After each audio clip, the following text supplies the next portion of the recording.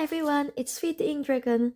Right now it's the second week of May and I have ink much more pens and inks.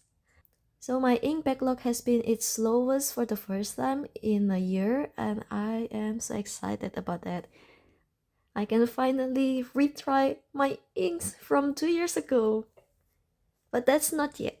I still have some shimmer inks in my backlog, which I will go through hopefully before Touch Pen Show 2025. The first pen and ink combination that I have here is my BENU Talisman Peacock Ore. It has medium smooth nib and I fill it with PENBBS 297 Sunset. This is the first PENBBS ink that I have tried ever. I got a bottle of this along with another one which I will ink up next from Sakura Pen Mid Autumn last year. I got it from a lucky draw, and as an ink dragon I really love the fact that I got bottles of inks. But I have been putting off putting this ink in a pen just because there are shimmer inks and there were not really that much information available on the internet about this particular color, just because not that many people use it in the first place. I really find the color very welcoming and very bright. It's more like sunrise instead of sunset, at least for me. The shimmer is very prominent in writing sample. Even when I write long, the shimmer stays consistent throughout the text, which surprised me. If you look at the bottle though, there are tons of shimmer in there. Normally my pen nib is smooth and wet, but with this ink I feel there are some, I don't know, some sandy feeling. As for the color comparison, I think the closest that I have here is the Diamine Blaze Orange, even though it's much darker compared to Sunset. Earl Grey tea is also darker from Sunset. It's yellower and brighter compared to all the orange inks that I have here. My next pen and ink combination is my Kaweco Sport Limited Edition 2022 Iridescent Pearl with double broad nib, and I fill it with PENBBS 301 Cedar Pines Waving. Just like the previous ink, I also got this ink bottle from Sakura Pen Mid last autumn. It is also a shimmer ink with tons of shimmer on the bottle. The shimmer on this Cedar Pines Waving is silver, and the base color of the ink is very bright and happy green.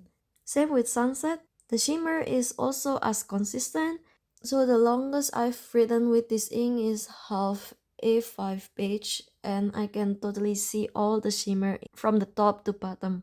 Actually, this Kaweco Sport is grounded and I already put it inside the punishment pen case just because last time when I filled it with Color First Wayfarer, the ink dropped into my favorite yellow sweater. But I picked it up again because one of my fountain pen club member wanted to try using this pen. So it is out of the punishment pen case momentarily. Base color wise, this PENBBS 301 Cedar Pines Waving is in the middle of Taccia, Midori, and Diamine Apple Glory. The third pen and ink combination that I have here is my Studyo Agackakan Primary Manipulation 1 Model WP2. I have my Franklin Christoph medium thick nib in it, and I fill it with Yoseka Ink Institute Ceramics Ink Series Tang Blue.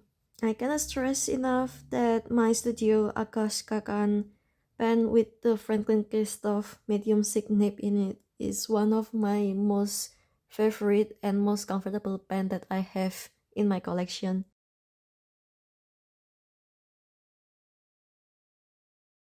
Yes, I know. When you hear of the name Tang Blue, you will think, blue? Isn't that green? Yep, this is a green ink. Yoseka had a story about this ink. So this ink is inspired by the ceramics on Tang Dynasty. This green color in particular was very famous on the southern part of China at that time.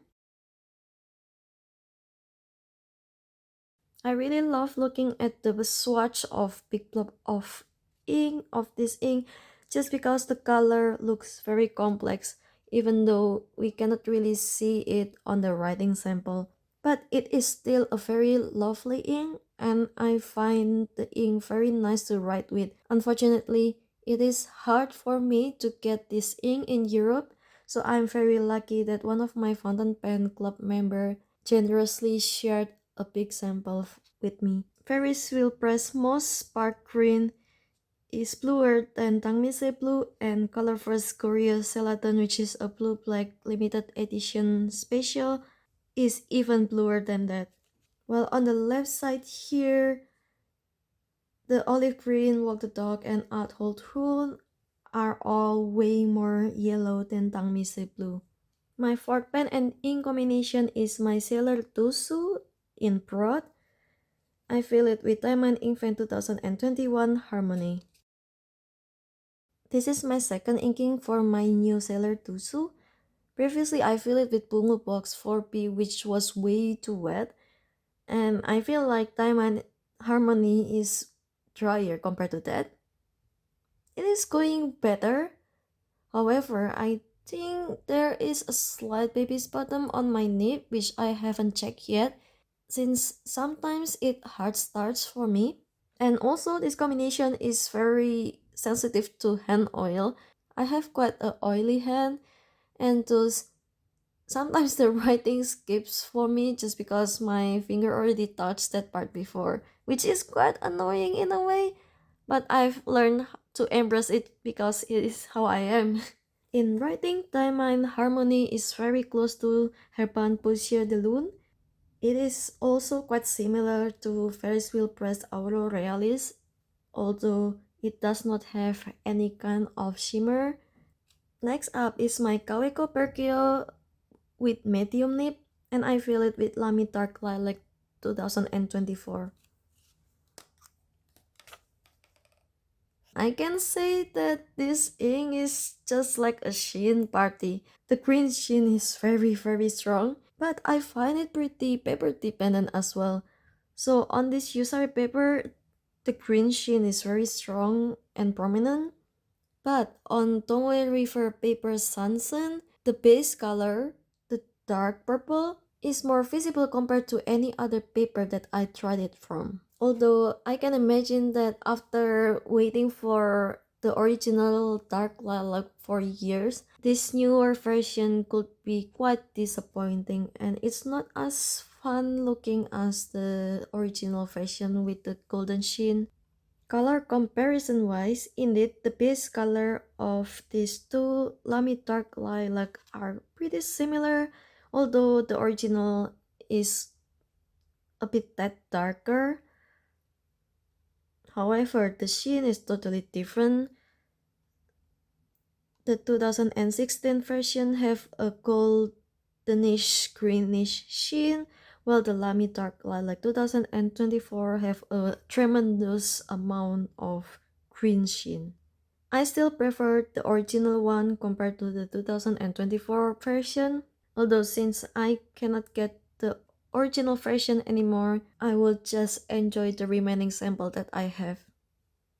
Second to last, I have my Pilot Custom 823 with medium 14 karat gold nib, and I fill it with Taccia Jeans Grey Navy number 5. This is my first time trying the Taccia Jeans ink series, and I can say that I'm not disappointed at all.